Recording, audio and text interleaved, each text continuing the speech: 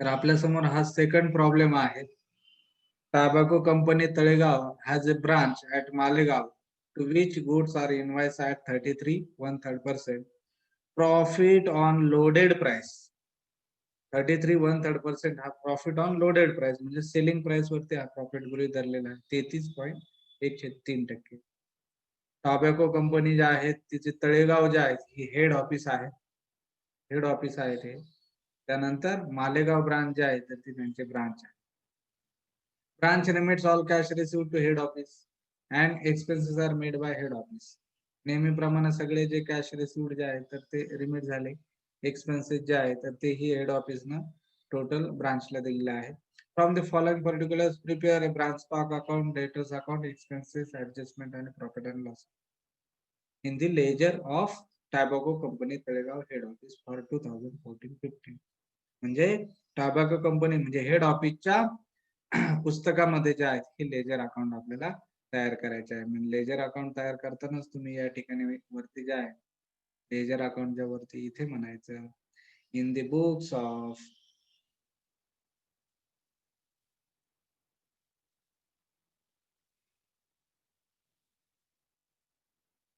Tobacco company Talegaon head office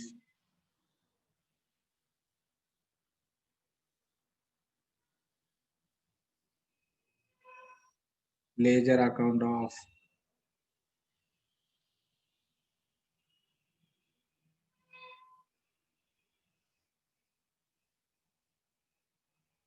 कोणती branch आहे आपली Malegaon branch. Malegaon branch for the year ended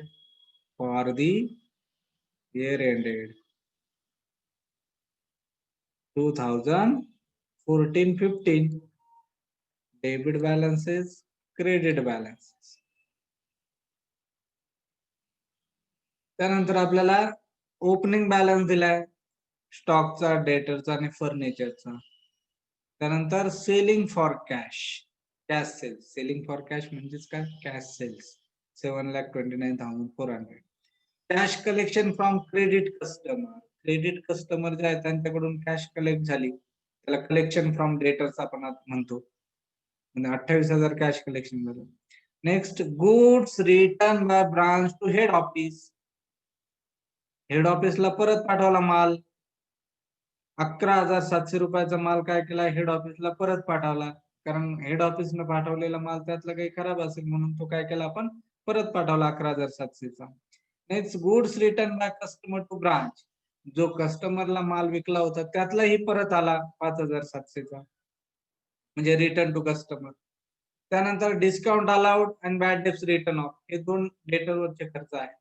good transport by Malegaon branch to Manmad branch. पहिल्या problem मध्ये other branch कडून माल रिसिव्ह झाला होता. या प्रॉब्लेम मध्ये काय केला आपण दुसऱ्याला ट्रान्सफर केला. म्हणजे आपली ब्रांच जी मालेगाव आहे त्या मालेगाव ब्रांचने काय केलं मनमाड ब्रांचला जो आहे 45,000चा माल ट्रान्सफर केला. त्यानंतर गुड सप्लाय टू ब्रांच. ब्रांचला माल सप्लाय झाला कोणाकडून फ्रॉम एचओ कडून म्हणजे हेड ऑफिस कडून 7,83,000चा माल. त्यानंतर बॅड डेट्स आणि डिस्काउंट अलाउड सांगितलंय. Publicity charges, miscellaneous expenses, salary and wages तिन्ही डायरेक्ट एक्सपेन्सेस आहेत. म्हणजे expenses account debit to cash account. आणि लास्ट जे आहे क्लोजिंग बॅलन्स दिला फक्त डेटरचा क्लोजिंग दिला आणि फर्निचरचा दिला. डेटरचं ओपनिंग आणि क्लोजिंग माहिती आहे आपल्याला. स्टॉकचा काय क्लोजिंग आपल्याला दिलेलं नाही तो आपल्याला सर्च करावा लागेल. त्यानंतर फर्निचर ही ऍसेट आहे. या ऍसेटचा ओपनिंग बॅलन्स दिला आपल्याला 10,000 आणि क्लोजिंग बॅलन्स दिला 9,000 म्हणजे 1,000चं काय झालं त्या ठिकाणी डेप्रिशिएशन. मग 1,000चं जे डेप्रिशिएशन आहे तर हे डेप्रिशिएशन जे आहे तर एक्सपेन्सेस आहेत. आपला एक्सपेन्सेस जो आहेत 1,000चा तो कुठे घ्यायचा एक्सपेन्सेसच्या डेबिटला किंवा डायरेक्ट प्रॉफिट अँड लॉसला घेतलं तरी चालेल. दोन्ही ठिकाणी घेऊ शकतो. फक्त एका वेळेस एकाच ठिकाणी. जर एक्सपेन्सेसला घेतला असेल तर प्रॉफिट अँड लॉसला घ्यायचं नाही आणि प्रॉफिट अँड लॉसला घेतला असेल तर एक्सपेन्सेसला घ्यायचं नाही. का तर एक्सपेन्सेस अकाउंटला जर तुम्ही डेप्रिशिएशन घेतलं तर ते automatically transfer to profit and loss account. म्हणून आपण ते डायरेक्ट प्रॉफिट अँड लॉसला घेतलं तर एक्सपेन्सेसला घ्यायचं नाही, आणि एक्सपेन्सेसला घेतलं तर प्रॉफिट अँड लॉसला घ्यायचं नाही. ते ऑटोमॅटिक एक्सपेन्सेस कडून प्रॉफिट अँड लॉसला ट्रान्सफर होतं. त्यानंतर goods at the invoice price of 6,600 were destroyed in transit from Talegaon head office to Malegaon branch. 6,600 रुपयाचा माल हेड ऑफिसनं पाठवला होता मालेगाव ब्रांचला, परंतु तो काय झाला, डिस्ट्रॉयड इन ट्रान्झिट. तो काय झाला, नष्ट झाला. मध्ये प्रवासामध्ये जो आहे तो काय झाला, नष्ट झाला. 6,600 रुपयाच्या मालाचं नुकसान झालं, आणि त्यावरती claim was made with insurance company for loss of stock ₹5,800. We are accepted in settlement of the claim. हा 6,600 रुपयाचा इनवाइस प्राइस त्याच्यात दिलेले आहे. हा 6,600 रुपयाचा माल जो आहे त्याच्यावरती क्लेम जो आहे तो ऍक्सेप्ट झालेला आहे 5,800चा. म्हणजे त्याची रिकव्हरी जी आहे ती 5,800ची झालेली आहे. एवढी माहिती आपल्याला दिली आहे, यावरून आपल्याला हा प्रॉब्लेम सोडवायचा आहे. चला आता आपण एक एक आयटम जो आहे ते ट्रान्सफर करू. सुरुवातीला ओपनिंग बॅलन्सेस जे आहे, मग टू ओपनिंग स्टॉक ₹2,67,000 मग आपल्याला या ठिकाणी दिलाय. अगोदर जे आहेत आपण काय करू, फर्स्ट आपल्याला इथे जे लोडिंग दिलेलं आहे, loading profit on loaded price जे आहे 33 1/3%. अगोदर आपण इथे घ्या, invoice price is equal to cost price plus profit. मग आपल्याला इथे दिलंय 33 1/3% काय दिलं, ऑन लोडेड प्राइस. आता लोडेड प्राइस म्हणजेच काय, तर सेलिंग प्राइस. लोडेड प्राइस म्हणजे काय, सेलिंग प्राइस म्हणजे इनवाइस प्राइस दिला आपण म्हणून. मग आपल्या इनवाइस प्राइस वरती 33 दिलं, मग इनवाइस प्राइस 100 आहे, त्यामध्ये प्रॉफिट जो आहे तो 1/3% आहे. म्हणजे आपली कॉस्ट प्राइस किती असायला पाहिजे, 63 2/3%. म्हणजेच loading is equal to profit divided by invoice price किंवा सेलिंग प्राइस. प्रॉफिट आपला आहे 33 1/3% डिवायडेड बाय 100. 100 म्हणजेच थर्ड पार्ट आहे 33चा, म्हणजे लोडिंग आपला आहे 1/3. प्रत्येक इनवाइस प्राइस मध्ये आपलं लोडिंग किती आहे, 1/3 आहे. मग आता लोडिंग आपल्याला समजलं. आता आपण प्रत्येक आयटम ट्रान्सफर करू. ओपनिंग बॅलन्स जो आहे आपल्याला स्टॉकचा ओपनिंग बॅलन्स किती दिला, 2,67,000. To balance brought down 2,67,000. Next पुढे आपल्याला डेटर्स दिलंय, टू बॅलन्स ब्रॉट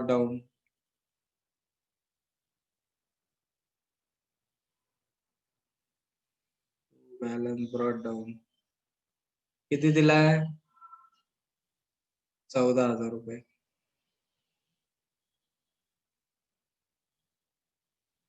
आणि फर्निचर जे आहे, फर्निचरचं ओपनिंग आपल्याला 10,000 दिलेलं आहे. आपल्याकडे फर्निचर अकाउंट नाही, त्याचं नंतर आपण घेऊ. Next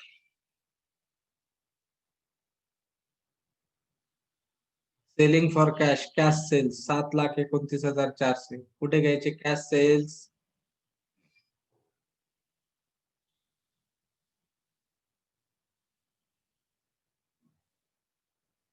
bye cash account in bracket cash sales. काय cash sales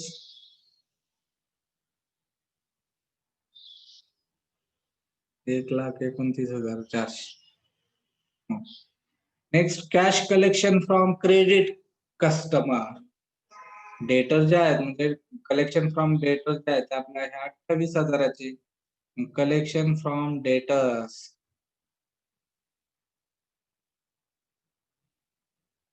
by cash in bracket collection from debtors. किती कलेक्शन झालंय, total ₹28,000. Next goods return by branch to head office. Head ऑफिसला काय केलाय, माल परत पाठवला. 11,700 रुपयाचा माल जो आहे तो परत पाठवला. म्हणजे स्टॉक अकाउंटच्या क्रेडिट साइडला credit by goods sent to branch in bracket goods return to HO. कितीचा माल परत पाठवला, 11,700 रुपयाचा माल परत पाठवला. पुढे गुड्स रिटर्न बाय कस्टमर. आता कस्टमर कडून माल परत आला, स्टॉक अकाउंट डेबिट झाला आणि डेटर्स अकाउंट क्रेडिट झाला. मग आता इथे टू ब्रांच डेटर्स अकाउंट, इथे goods return from credit customer. Customer कडून माल परत आला. कितीचा माल परत आला, 5,700. 5,700 रुपयाचा. 5,700.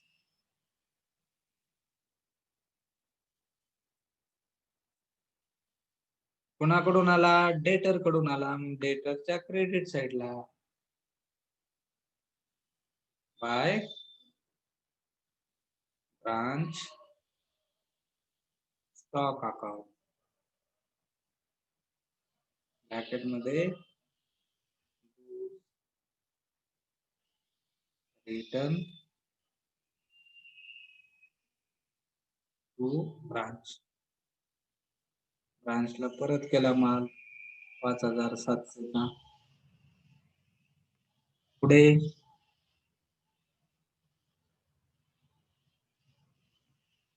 डिस्काउंट अलाउड आणि बॅड डेट्स रिटर्न ऑफ, हे दोन डेटर वरचे खर्च आहे.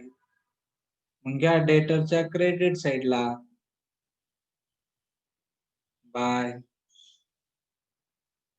Branch expenses account. फर्स्ट आहे discount allowed and second bad debts return off. किती आहे डिस्काउंट अलाउड 1,200 रुपये आणि हा किती आहेत बॅड डेब्ट्स 1,500 रुपये. असे किती 2,700 रुपये खर्च आहेत. एक्सपेन्सेसच्या डेबिटला आणि डेटरच्या क्रेडिटला.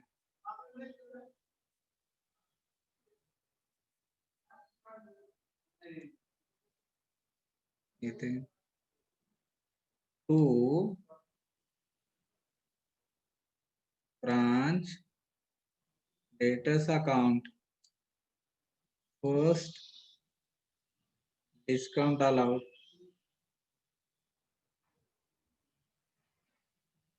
₹1,200 and second bad debts return of 1,500.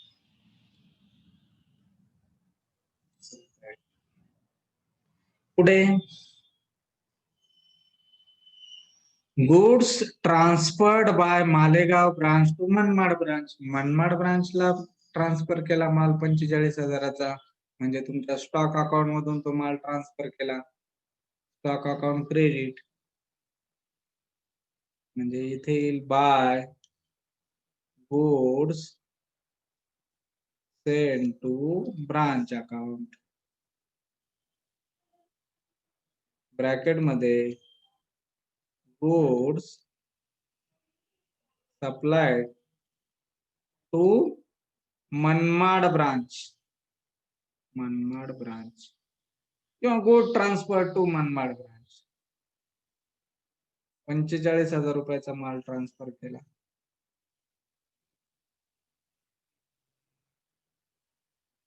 Next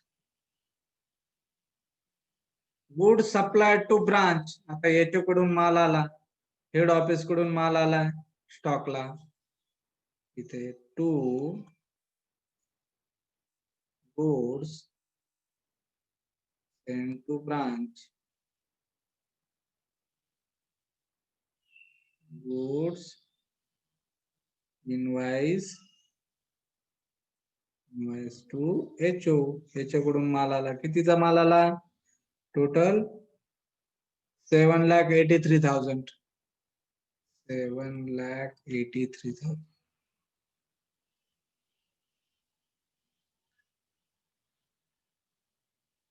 next काय डेप झालंय, publicity charges, miscellaneous expenses and salary and wages. Expenses account debit to cash account, एक्सपेन्सेसच्या डेबिटला to cash account, first publicity charges, second miscellaneous expenses, third salary and wages. Publicity charges किती आहेत, 15,600, 5,000 आणि 30,000. 15,600, miscellaneous expenses 5,000 आणि salary and wedges 30,000, असे किती आहे 50,600 total expense. Closing balance दिलाय, डेटरचा आणि फर्निचरचा क्लोजिंग बॅलन्स दिलाय, डेटर्स अकाउंटचा क्लोजिंग बॅलन्स, डेटर्सचा क्लोजिंग इथे दिलाय आपल्याला बाय बॅलन्स कॅरीड डाऊन, किती दिला 9,600. त्यानंतर फर्निचरचं दिलाय आपल्याला क्लोजिंग 9,000, म्हणजे आपलं काय आलं, डेप्रिशिएशन आलं. मग डेप्रिशिएशन तुम्ही डायरेक्ट इथे घेतलं तरी चालेल, एक्सपेन्सेसला टू depreciation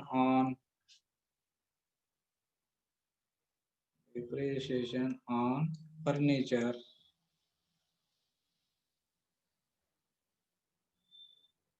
$10,000 minus 9,000, डेप्रिशिएशन तुमचं आलं 1,000. जर तुम्ही एक्सपेन्सेस अकाउंटला जर डेप्रिशिएशन घेतलं तर प्रॉफिट अँड लॉसला पुन्हा घेण्याची गरज नाही, कारण हे जे टोटल आहे ट्रान्सफर टू क्रेडिट आणि credit side transfer to profit and loss, त्याच्यामुळे ते ऑटोमॅटिक तिकडे ट्रान्सफर होतं, म्हणून पुन्हा ते डबल घेण्याची गरज नाही. जर इथे तुम्ही घेतलं नाही तर डायरेक्ट प्रॉफिट अँड लॉसला डेप्रिशिएशन घेतलं तरी चालेल. अशा प्रकारे ज्या इथपर्यंत ट्रान्सफर झाले. आता last goods at invoice price ₹6,600 destroyed in transit. आता गुड डिस्ट्रॉयड इन ट्रान्झिट जो आहे तो 6,000चा आहे, म्हणजे आपल्या स्टॉक अकाउंटला जो माल पाठवलेला होता पण तो येण्याच्या अगोदरच काय झाला, नष्ट झाला, म्हणजे स्टॉक अकाउंट काय झालं, क्रेडिट. गुड्स इन ट्रान्झिट जो आहे तर तो डिस्ट्रॉयड झाला. इथे जो आहे इथे तो माल आपल्याकडे येणार होता पण इथून तो गेला, आलाच नाही, म्हणजे नष्ट झाला. By goods destroyed in transit. आता तो ट्रान्झिट जो आहे तर त्याच्यामध्ये लोडिंग प्राइस आणि त्याची मूळ प्राइस जी आहे तर ती घ्यायची. ट्रान्झिट मध्ये फर्स्ट जी आहे ती ब्रांच ऍडजस्टमेंटला ट्रान्सफर करायचं, लोडिंग ब्रांच ऍडजस्टमेंट अकाउंट, आणि ऍक्च्युअल प्राइस जी आहे ती ट्रान्सफर करायची प्रॉफिट अँड लॉसला, branch profit and loss account. आपला टोटल माल होता 6,600चा, त्या 6,600च्या 1/3 किती झालं लोडिंग, 2,200. मग शिल्लक किती राहिले 4,400, म्हणजे ऍडजस्टमेंटला जातील 2,200 रुपये आणि प्रॉफिट अँड लॉसला जातील 4,400 रुपये. चला आता ब्रांच ऍडजस्टमेंट अकाउंटला लोडिंग ट्रान्सफर करायचं. ब्रांच ऍडजस्टमेंटला इथे टू branch stock account, इथे loading on goods destroyed in transit 2200 आणि स्टॉक अकाउंट आता प्रॉफिट अँड लॉसला branch profit and loss account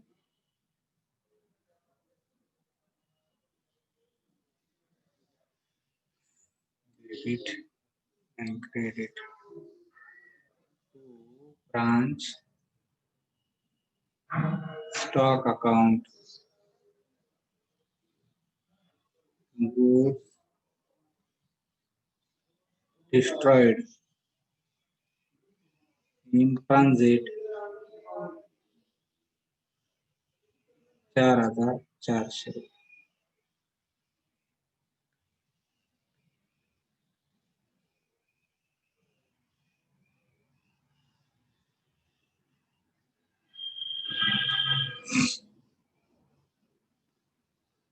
झालंय. आता गुड डिस्ट्रॉइड जो आहे 6600 चा जो आहे हा याचं लोडिंग प्लस त्याची प्राइस जी आहे तर त्या आपण ऍडजस्टमेंटला आणि त्या ठिकाणी प्रॉफिट अँड लॉसला ट्रान्सफर केली. त्यातला आपल्याला क्लेम मंजूर झालाय म्हणजे 5800 रुपये आपल्याला मिळाले प्रॉफिट अँड लॉसच्या क्रेडिट साइडला बाय कॅश.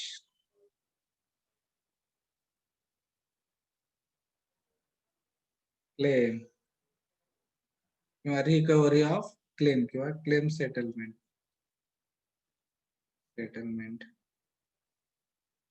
झालाय त्याचे आपल्याला 5800 रुपये मिळाले. अशा पद्धतीने जे आहे ते संपूर्ण आता आपण ट्रान्सफर केले. आता अकाउंट आपल्याला क्लोज करायचे. आता फर्स्ट अकाउंटला आहेत आपण स्टॉक अकाउंट जर क्लोज केला तर आपल्याला स्टॉक अकाउंटला क्रेडिट सेल कुठे दिसत नाही. मग आपल्याला डेटर्स अकाउंट आपल्याला अगोदर क्लोज करावं लागेल कारण डेटर अकाउंटला ओपनिंग स्टॉक आणि क्लोजिंग स्टॉक आपल्याला दिलेला आहे म्हणजे इथे बॅलन्सिंग फिगर जे आहे ते असेल आपली क्रेडिट सेल. नेहमी आपल्याला एखाद्या अकाउंटचं ओपनिंग आणि क्लोजिंग दिलेलं असेल तर त्याची बॅलन्सिंग फिगर ही दुसऱ्या अकाउंटला ट्रान्सफर होत असते. म्हणजे आता इथे डेटर्स अकाउंट जे आहे तर डेटर्स अकाउंटची बॅलन्सिंग फिगर जी आहे ती क्रेडिट सेलची आहे ती आपल्याला ट्रान्सफर करावं लागेल. सांगा मला आता डेटरचं किती आहे क्लोजिंग सांगा. डेटरचं डेबिट साइड क्रेडिट साइड ही क्रेडिट साइड ही डेबिट साइड. मग आता क्रेडिट साइडचं टोटल मला सांगा.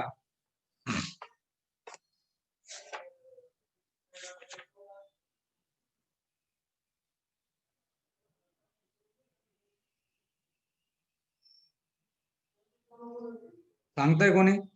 46,000. 46.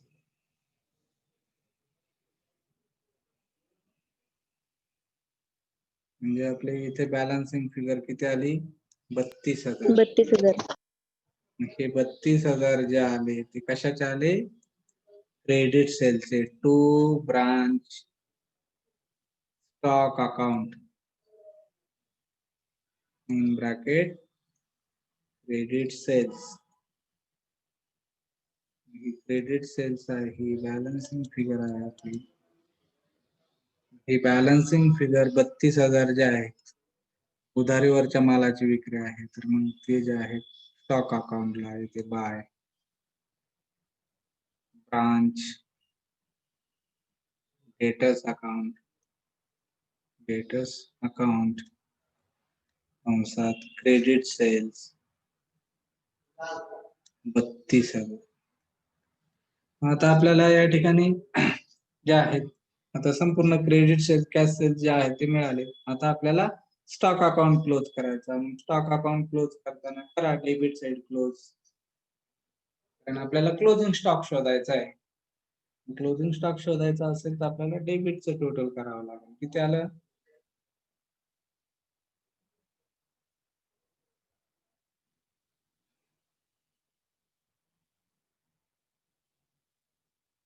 10,55,700.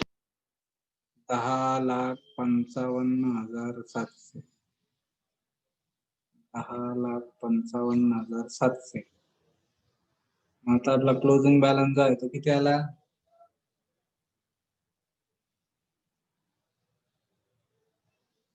क्लोजिंग स्टॉक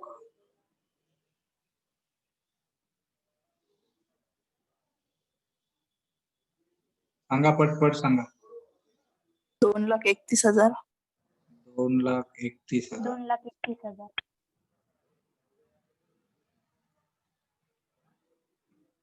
आता या ठिकाणी आपला हा ब्रांच स्टॉक अकाउंट जे आहे त्या ब्रांच स्टॉक अकाउंटला आपल्याला जो स्टॉक आहे तर त्या स्टॉक वरती आपल्याला काय करायचं असतं? लोडिंग कॅल्क्युलेट करायचं असतं.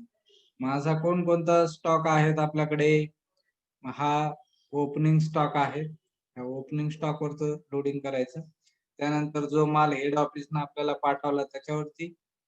त्यानंतर आपण दुसऱ्या ब्रांचला ट्रान्सफर केला असेल तर तो, किंवा आपल्याकडे आला असेल दुसऱ्या ब्रांचला, तर इथे आपल्याकडे आला नाही म्हणून या साईडला फक्त हे दोनच आयटम आहे, त्याच्यावरती इनवॉइस प्राइस आहे त्याच्यावरती लोडिंग कॅल्क्युलेट करणार आहोत. क्रेडिट साईडला जे आहे गुड्स रिटर्न जो आहे रिटर्न केला त्याच्यावरती लोडिंग आपल्याला घ्यावं लागेल. त्यानंतर अदर ब्रांचला आपण माल ट्रान्सफर केला त्यावरती लोडिंग घ्यावं लागेल. गुड्स इन ट्रान्झिट जे आहे तर ते गुड्स इन ट्रान्झिट जे आहे तर ते डिस्ट्रॉय झालं त्याचं लोडिंग आपण ऍक्च्युअल घेतलेलं आहे ऍडजस्टमेंटला. त्यानंतर जो क्लोजिंग स्टॉक आहे आपल्या क्लोजिंग स्टॉक वरती आपल्याला लोडिंग घ्यावं लागेल. या 3 प्रकारचं लोडिंग जे आहे तर हे क्रेडिट साइड वरती घ्यायचं आणि डेबिट वरती 2 प्रकारचं. मग त्याला आता ऍडजस्टमेंट अकाउंटच्या आता हे डेबिटचे बॅलन्स जे आहे याचं लोडिंग कुठे येतं? ऍडजस्टमेंटच्या क्रेडिटला, आणि क्रेडिटचं लोडिंग जे आहे ते ऍडजस्टमेंटच्या डेबिटला. मग चला फर्स्ट ऍडजस्टमेंटच्या क्रेडिट साइडला अगोदर जाऊया आपण. ओपनिंग स्टॉक जे आहे त्याच्यावरचं लोडिंग बाय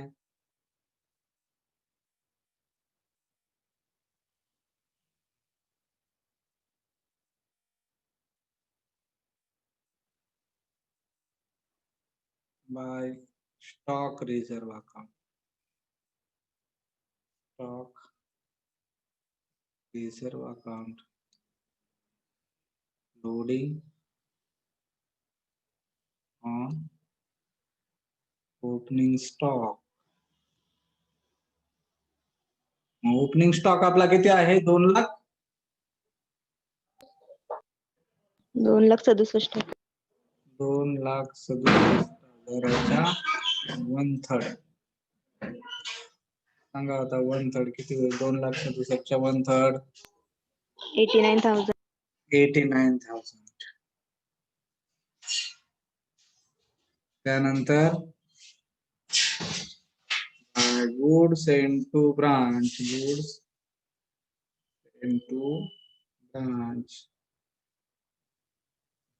loading. किती माल पाठवलेला होता? 7,83,000च्या 1/3. किती? 2,61,000. 2,61,000.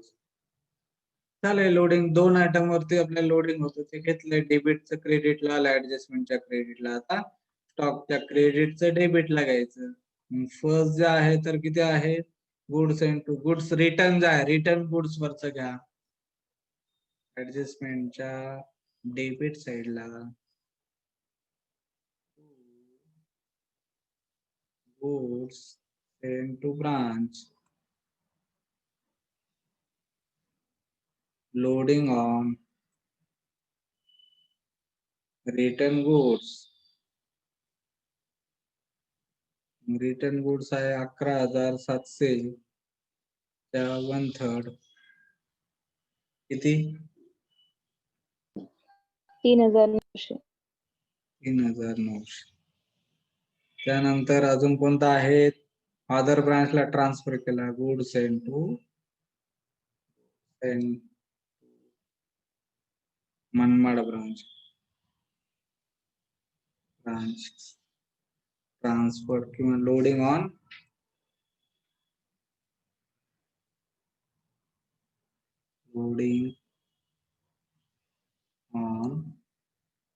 Transferred goods to Manmad branch, Manmad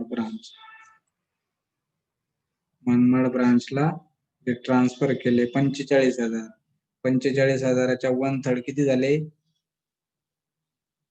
15,000. 15,000. त्यानंतर लास्ट जो क्लोजिंग स्टॉक आला आपला, तो stock reserve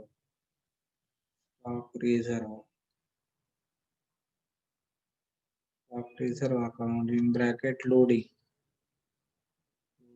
on closing stock. Closing stock किती आहे आपला? 2,31,000 काहीतरी आहे. त्याच्यावरती 1/3 जे आहे किती आला ते? 2,31,000 77,000. 1/3 77,000 झालं. 77.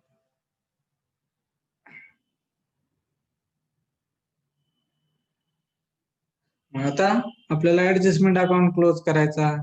एक्सपेन्सेस अकाउंट डेटर्स क्लोज झाला. आता ब्रांच एक्सपेन्सेस अकाउंट आपण क्लोज करू. ब्रांच एक्सपेन्सेसला किती आले? 50, 600, 52, 54, 300. बरोबर. 54,300. 54,300. 54,300 बाय कुठे ट्रान्सफर करायचे ते? Branch profit and loss account. All expenses transfer to P&L account. 54,400.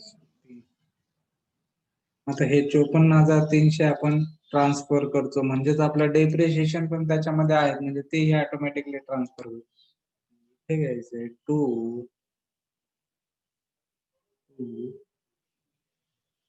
Branch expenses account 54,300. Next आता ऍडजस्टमेंट अकाउंट आपण क्लोज करू. ऍडजस्टमेंट अकाउंट क्लोज करा. ऍडजस्टमेंट अकाउंटला किती आले इथे? 3,50,000. 3,50,000. 3,50,000. आपला इथे किती आला? To gross profit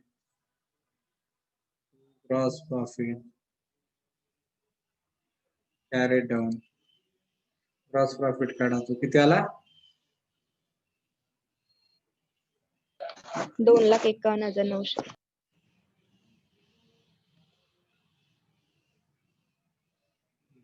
2,51,900. Transfer to profit and loss. Profit and loss ला ट्रान्सफर केला तो बाय ग्रॉस प्रॉफिट. 2,51,900.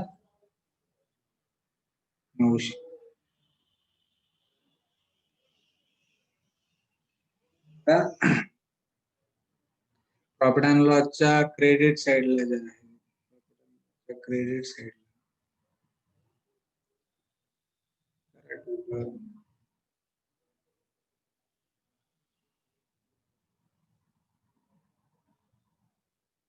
त्याला ते 2,57,700.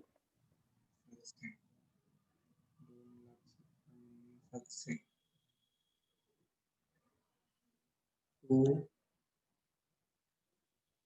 Net profit